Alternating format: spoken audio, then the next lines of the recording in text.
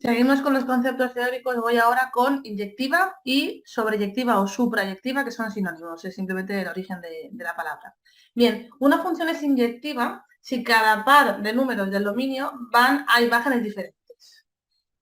A mí siempre me costaba entender bien esto porque es difícil entender con la negación las cosas. Entonces vamos a poner un ejemplo para que lo veáis claramente. Siempre que los números sean iguales del dominio, que los números que voy a sustituir en la función sean iguales, diferentes, perdona, tienen que darme imágenes diferentes. Veamos un ejemplo. Una función súper normal, que es x al cuadrado, es una función, una parábola que hemos visto toda la vida, pues resulta que es muy problemática porque no es ni inyectiva ni sobreyectiva. Ahora vamos a verlo. Por ejemplo, vamos a dar dos valores. Damos el -2 y la imagen es 4, -2 al cuadrado es 4. Y luego también damos el 2 y 2 al cuadrado es 4. Aquí está el problema. Vemos que los orígenes, los dominios, los elementos del dominio son diferentes, -2 es diferente de 2, pero resulta que la imagen de -2 es 4 y la imagen de 2 también es 4. Por lo tanto, diríamos que x al cuadrado no es inyectiva. Gráficamente, para interpretarlo, hay una cosa muy útil que podemos ver si lo vemos gráficamente, y se da porque si trazamos líneas horizontales,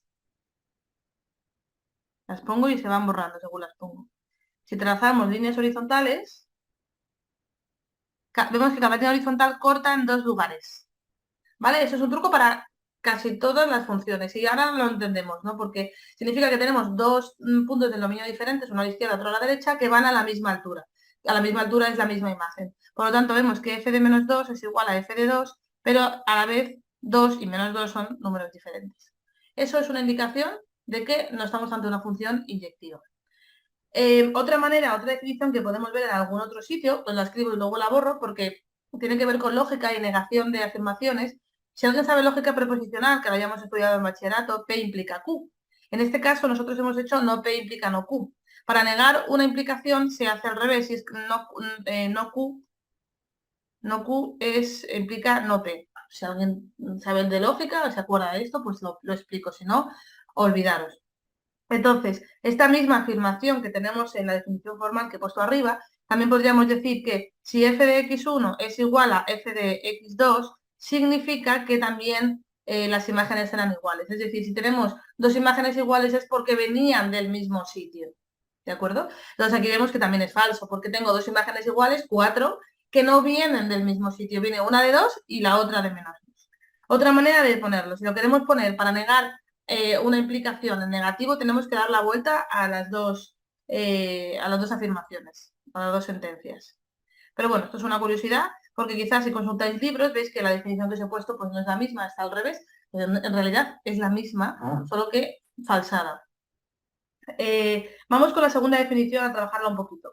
La segunda definición nos dice que una función es sobreyectiva o suprayectiva si para todo y que pertenece al rango de recorrido, para todo y que abarca, recordamos que el rango, si yo tengo una función que va de R a R, el rango es esto. Todo hacia donde va. Luego lo puedo definir más pequeño o más grande, pero en principio a priori son todos los reales. Para todo y que pertenece al rango existe una X que va a él. ¿Vale? O sea, si yo defino que el rango son todos los reales, existen puntos del dominio que yo sustituyo la función y van a ese punto. No hay ninguno que se quede sin cubrir. Bien, esto también es poco común porque tiene que abarcar, tiene que ser básicamente que la imagen sea todos los reales, a no ser que yo reduzca el rango. En el caso de la parábola, seguimos con el mismo problema. No cumple esta realidad. ¿Por qué? Porque vemos que si la función la defino de los reales a los reales, luego la imagen acaba siendo mucho más pequeña, de 0 a infinito, que no es todos los reales, es más pequeño que todos los reales. Así que podríamos reducir esta definición a que es sobreyectiva si la imagen de la función es igual al rango. Hay una pregunta interesante en algunos ejercicios que te dicen reduzca el rango o reduzca el conjunto de llegada, que también se le llama, para que la función sea sobreyectiva.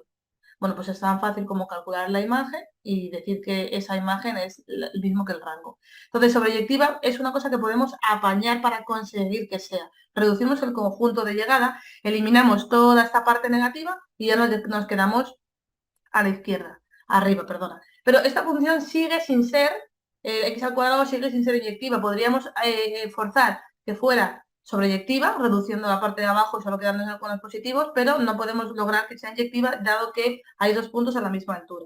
Hay un concepto que unifica las dos definiciones anteriores, que es el concepto de biyectiva. Una función es biyectiva si es inyectiva y sobreyectiva a la vez.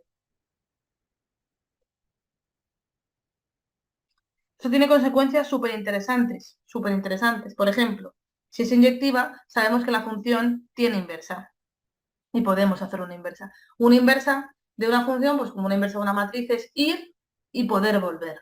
Para tener un camino de ida, por ejemplo, la función que acabo de trabajar, todo el rato, x al cuadrado no es inyectiva, es muy bueno aprender cosas teóricas con contraejemplos, es decir, con ejemplos que no lo cumplan para visualizar qué significa cumplirlo.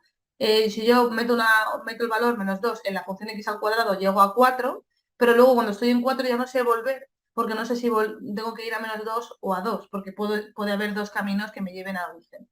Esa es la clave. Así que si es biyectiva, cumple las dos propiedades y existe inversa. ¿Cómo podríamos forzar que esta función, vamos a forzar que esta función sea biyectiva, x al cuadrado? Bueno, pues sería tan sencillo como reducir tanto el dominio como la imagen. Si yo reduzco el dominio y lo reduzco de 0 a infinito y también reduzco de 0 a infinito, recordamos que esto es el eje X, esto es el eje Y, nos quedaría